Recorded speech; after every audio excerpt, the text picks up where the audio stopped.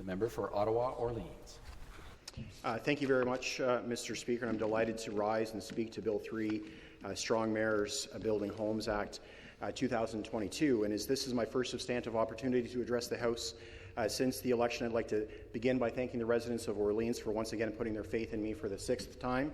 It's been an honour to represent the community my wife and my son Stephen and I call home on the Ottawa Catholic School Board, at City Hall, and of course here in the Legislature. We've seen a lot of change in Orleans over the years. As one of the fastest growing parts of the City of Ottawa, that includes thousands of new homes, new neighbourhoods with new neighbours, a dozen new parks, a new recreation centre and pool, the Millennium Park sports expansion, and the multi-sport stadium at Millennium Park. Orleans is seeing a diversity of housing types, single-family and townhomes, but we're also seeing medium density and back-to-back, mid-rise apartments, and the first tall buildings that will be built along the Trim Road LRT extension. Cumberland Housing has built market, rent-to-income, and subsidized units in Orleans. We've welcomed Habitat for Humanity and their home ownership model. We've seen urban expansion in the areas of Orleans that make sense, to allow new families and young families the opportunity to call Orleans home themselves. All of this and more, Mr. Speaker, was achieved without a veto. It was achieved without having universal and unilateral control over the budget. It was achieved through hard work. It was achieved through consensus building. It was achieved through putting common sense into action. Some arm twisting, to be sure, Mr. Speaker, but otherwise that's known as good politics. Politics is the art of the possible. It's about building consensus to move your agenda forward. When you tell someone you're doing something, that's called dictating, Mr. Speaker. That is not consensus building. That is not good politics.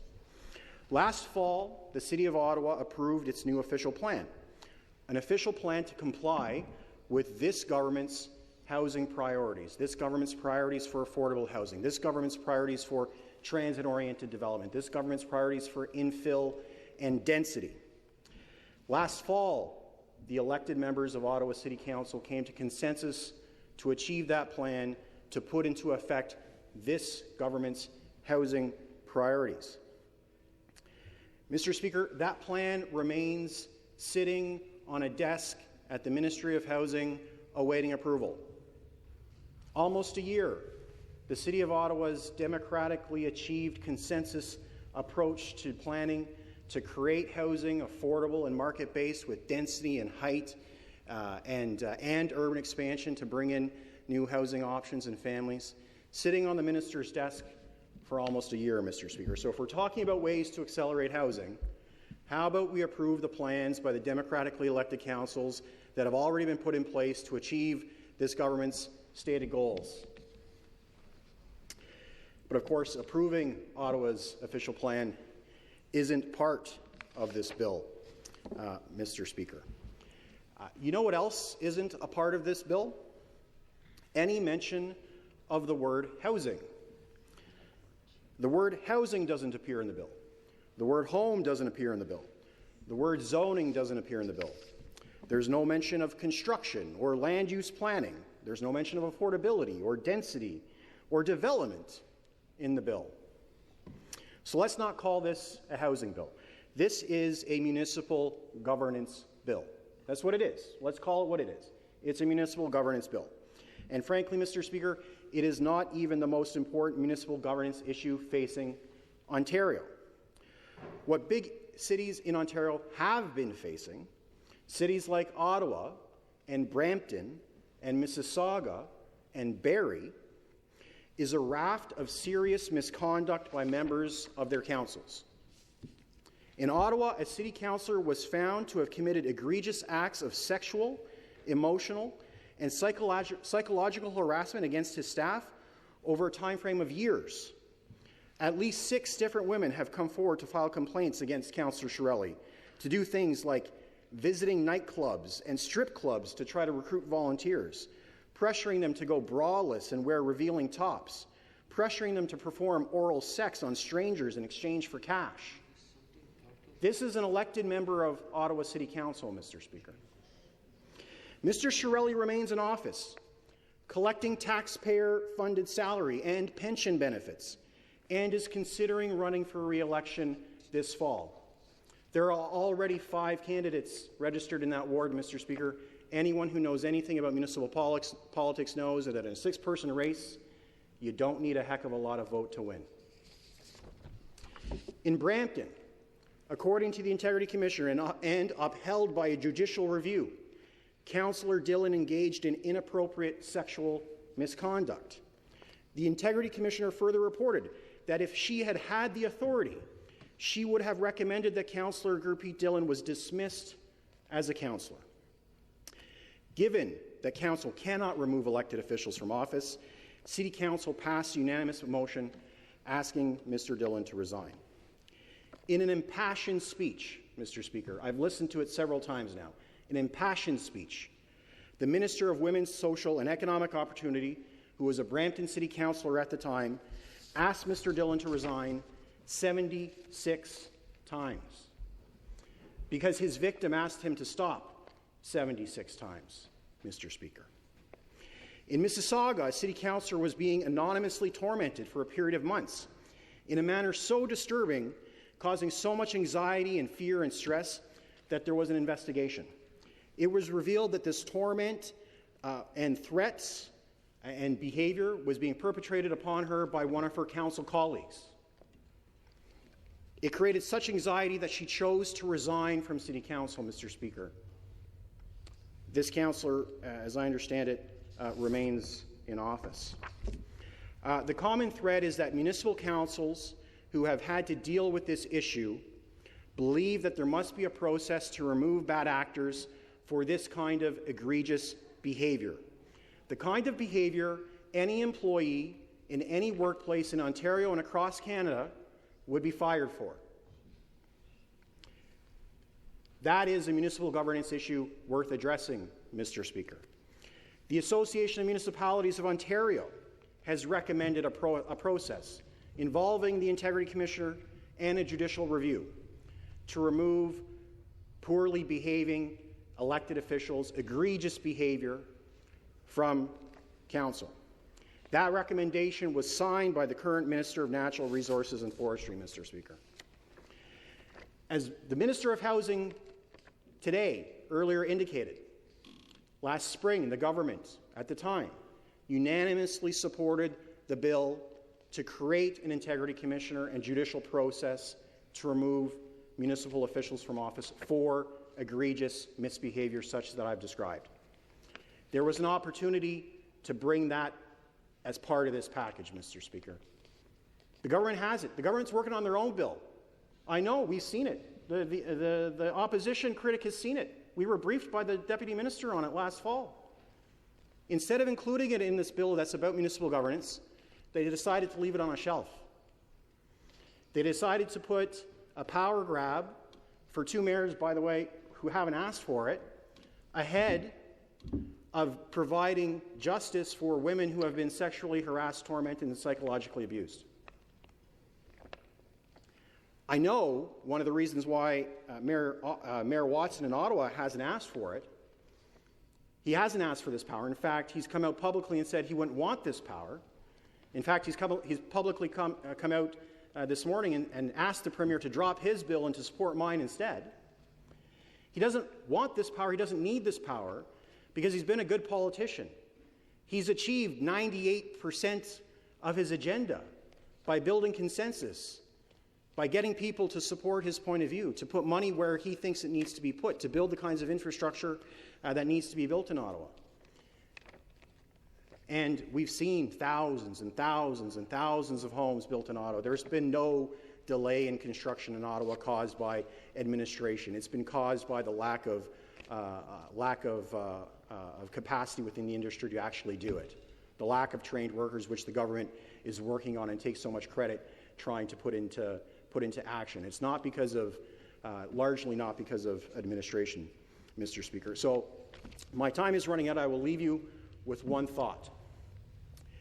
You've heard the actions that I've described in Mississauga and Brampton and in Ottawa. There are cases in Barrie and across Ontario as well.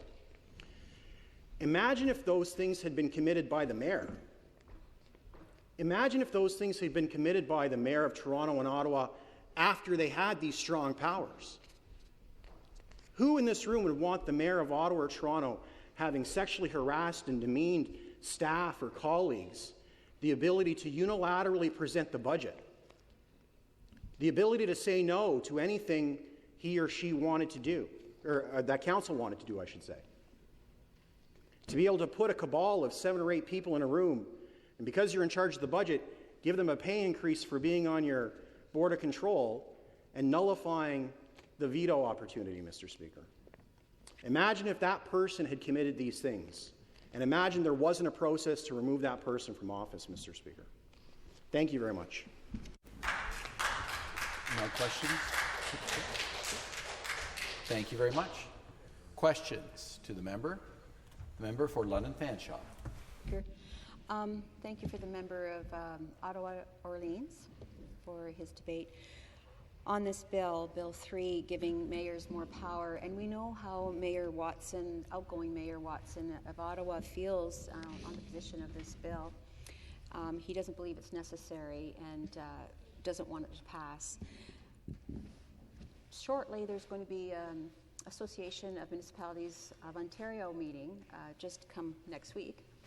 And I'm wondering if some of all of us here who are attending will be asking those mayors, other mayors, what their opinions are on this bill and how they see it benefiting or the pitfalls of doing this. And I also encourage everyone who are running as mayors to come out in those cities as what their position is on that. And I say that because this bill wasn't in the platform of the PCs during this election. And so if people really wanted that, when one member talked about how mayors get elected 100% of their city, then you know what? That should have been in the platform of the PC budget, platform in the PC election, and it wasn't. So it's a little bit disheartening to realize that they're pushing it so hard, knowing that it's something that's going to make municipalities better and apparently connect to mayors having power to build homes.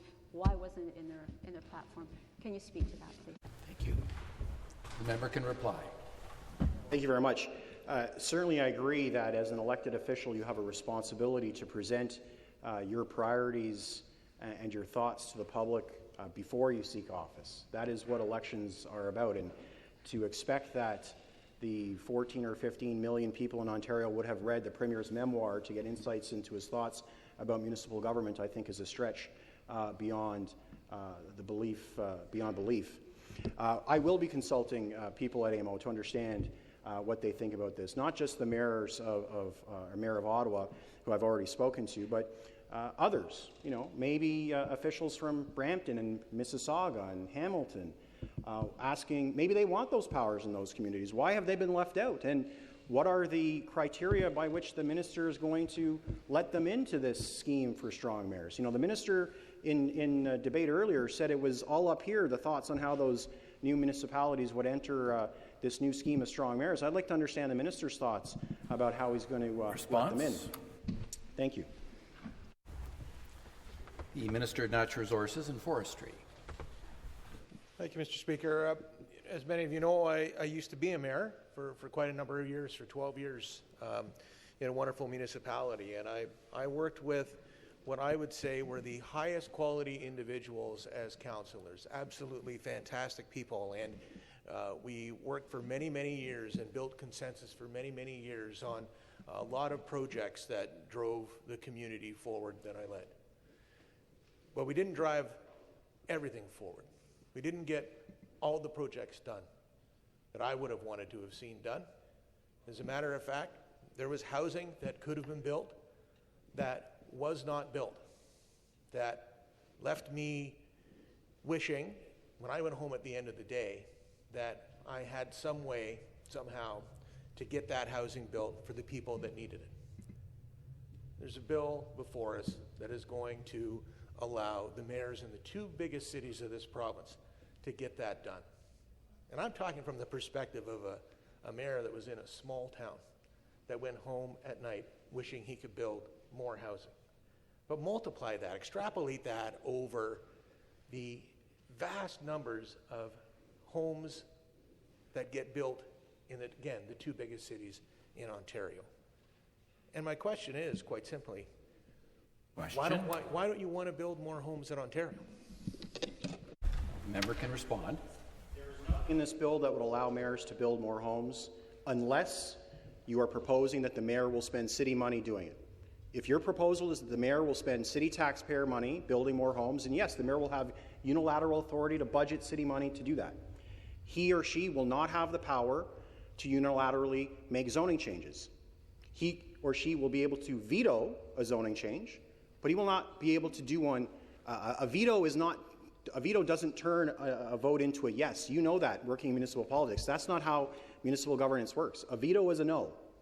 This bill has no provision that says the mayor can put something forward. It still has to pass a vote. If it doesn't pass a vote, it doesn't happen. He can veto someone stopping something. He can veto someone doing something. But he can't, or she can't, won't have the ability to actually do anything on their own unless that is to spend city money doing it. Next, I'll recognize the member for Toronto St. Paul's. Thank you, Speaker, and thank you to the independent member for your presentation. In St. Paul's, we have roughly 60% or so residents who are renters, and I know that there's always a concern around affordable housing. We have a constituent right now who we're supporting or trying to support. This is a constituent who has a disability, is eager and desperate for rent geared to income, which they cannot find, and is literally considering MAID, medical assistance in dying, as an alternative. And I'm wondering, do you really see Strong Mayors Building Homes Act? Do you see that as a piece of legislation that resoundingly says that a mayor, the Mayor of Toronto, for instance, or that the Premier of Ontario is one who cares about the plight of folks who are desperately seeking housing, who are underemployed or unemployed, or who are experiencing homelessness? How is this bill going to help end speculation? How is this bill going to end the soaring costs of rents in our province? What is this bill going to do to actually advocate for people who need real affordable housing, who are seeking rent geared to income, so that they do not have to live on the streets in this hot season or in our foreshadowing of winter? Thank you. Member for Ottawa Orleans. Very much for the question. As I mentioned in my remarks, and I don't believe I was the only one, the word housing doesn't appear in the bill. The word home doesn't appear in the bill. The word rent doesn't appear in the bill. Affordability doesn't appear in the bill. We're talking about density and zoning and land use planning. None of that appears in the bill. There is nothing in the bill that will guarantee or ensure that any new housing is built. It will allow the mayor to unilaterally dictate the budget. So if the mayor wants to spend city money building housing, the mayor will be able to do that. But that is the only power in this bill that can possibly lead directly to more housing. Next, the member for Beaches East York.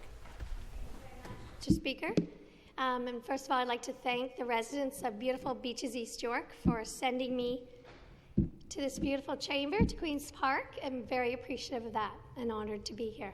I'm looking forward to working with everyone here. So in my 8 years of experience at Toronto City Council, I like to work across party lines and collaboratively with other politicians to build consensus and get things done for the greater good. Get amazing motions and initiatives passed. And in your experience, you were a city councillor in Ottawa, I believe, for 10 years. And I wonder, could you not get your terrific initiatives passed working collaboratively with your colleagues and the mayor without having these extra powers? For Ottawa Orleans. Thank you very much, and congratulations on your election. It's been a pleasure working with you these last number of weeks. Yes, we really get a lot done as I mentioned, we got the Millennium Sports Complex built, an $8 million park. Not a single dollar of taxpayer money went into that park. We got it built working with home builders and the industry to build that $8 million community facility for our community, working consensus with home builders. When I got elected, there was absolutely no plan to bring light rail to Orleans. Orleans will now be the only suburban community in Ottawa to get light rail as the result of the work that I did, and that was through consensus and common sense. The other important part of legislation is consultation, as you mentioned, which is why I was so surprised that last Thursday night at the Navan Fair, a beautiful community in the riding of Glengarry Prescott Russell, at the Navan Fair with Mayor Watson, we were chatting for a couple hours after the opening ceremonies, and he mentioned that last Thursday, less than a week ago, he had still not been consulted about what the Strong Mayor's Bill would have in it. The Premier and the Minister have still declined his request for a conversation about it next week during AMO. Thank you very much, Mr. Speaker. Thank you very much.